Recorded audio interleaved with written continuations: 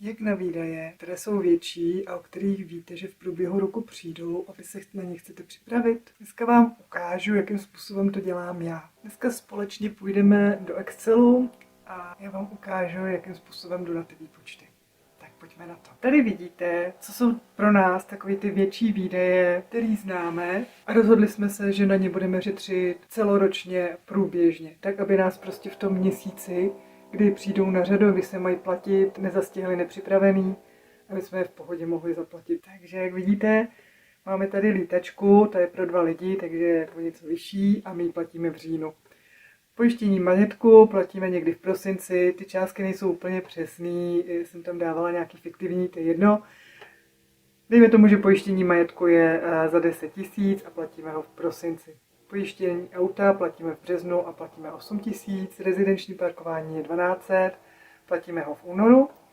Dálniční známka je 1500, platíme ji v květnu. Vidíte, že dohromady v součtu ty hodnoty jsou 28 000 a my se prostě na ně každý měsíc určitou část připravujeme. To teda děláme. Tady vidíte, že pokud tu částku 28 000 rozpočítám na měsíční vklady, tak každý měsíc budu muset dát 2334 korun stranou, někam si do nějaký obálky. Mě samozřejmě zajímá, kolik každý měsíc té obálce budu mít v kumulativu, jak moc se mi bude nasčítávat. Tak se na to podíváme. Tady jednoduše vidíte, jakým způsobem se ty částky nasčítávají. Je to vlastně až po částku 28 000 8 korun. Těch 8 korun je tam navíc z toho důvodu, že jsem prostě těch 2334 je zaokrouhleno nahoru.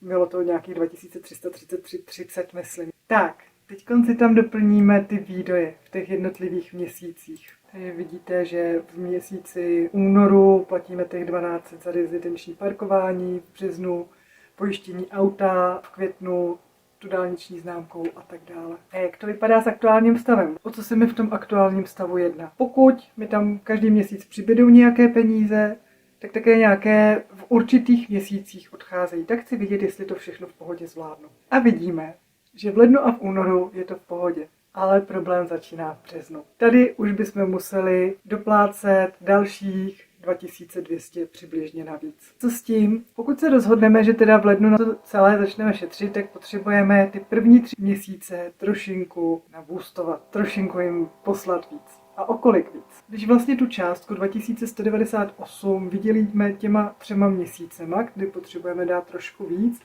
tak do každého měsíce potřebujeme přihodit dalších 733 korun. Ale bavíme se jenom o tom lednu až březnu. Takže jak to bude probíhat? Tady, když si vlastně tu částku 2334 zvýším o těch 733 korun, tak vidíme, že ty první 3 měsíce budu dávat 3067. Další měsíce už se dostávám k tomu původnímu výpočtu, to znamená 2334 korun. Budu dávat měsíčně. Kumulativ si ukážeme. Tam vidíte, že vlastně do konce roku jsme našetřili, naspořili o 2200 korun přibližně víc a nám to nevadí.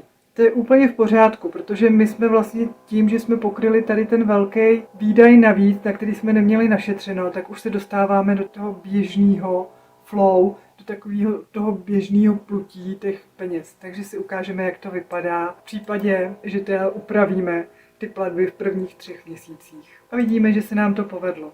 Vidíme, že ve 3. měsíci, kdy jsme původně museli doplácet o 2200 korun víc, tak to jsme si to trošinku rozložili do těch prvních 3 měsíců a díky tomu v březnu v pohodě můžeme zaplatit i pojištění auta, na který bychom původně neměli, nebo bychom museli sáhnout zbytečně víc do svých úspor. Takže sice do konce roku jsme ušetřili o 2000 víc, ale když si tady přihodíme další rok, tak vidíme, že celý zbytek dalšího roku dáváme tu částku, kterou jsme původně spočítali, to 2334, ale už nemáme problém. Tady v březnu, kdy potom přijde ten vyšší výdaj, nám sice zbývá těch 8 korun navíc, to je těch 8 korun, který jsme tam tím zaokrouhlením získali, ale po zbytek roku my jsme v pohodě. Nám tam ta částka běží tak, že jsme stále připraveni na větší výdaje, které v průběhu toho roku přijdou. Teď jste viděli, jakým způsobem šetříme na výdaje, které se opakují každý rok a v podstatě jsou plus minus ve stejné výši. To jsou takový ty pravidelné roční výdaje. Mezi další podobné výdaje uřadím například různé kroužky.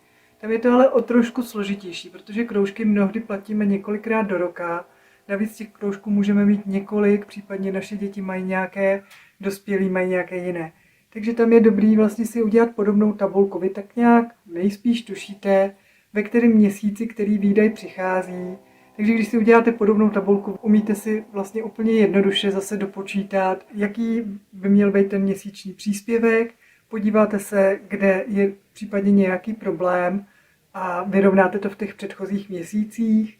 No a vidíte, jestli prostě všechno funguje úplně v pořádku. Pokud ano, tak jste připraveni na to, abyste si vytvořili další část toho spoření, tak abyste v průběhu roku nemuseli v jednom měsíci být bolaví, že musíte vydávat zbytečně moc. Posledním výdajem, který takto my si dáváme stranou, je to, že my máme starší auto a víme, že naše auto prostě má svoje neduhy. Proto si každý měsíc dáváme na stranu zase nějakou částku, kterou jsme spočítali. Já pro jistotu si dávám takovou částku, abych za rok ušetřila přibližně 20 000, protože nikdy nevím, kdy přijde nějaká větší oprava a chci na to být připravená. To je pro dnešek všechno. Budu ráda, když mi dáte do komentářů vědět, co vás na tom zaujalo, jestli vám tohle dává smysl, jestli něco podobného používáte. Zároveň budu ráda za lajky, případně za sdílení. Mějte se krásně.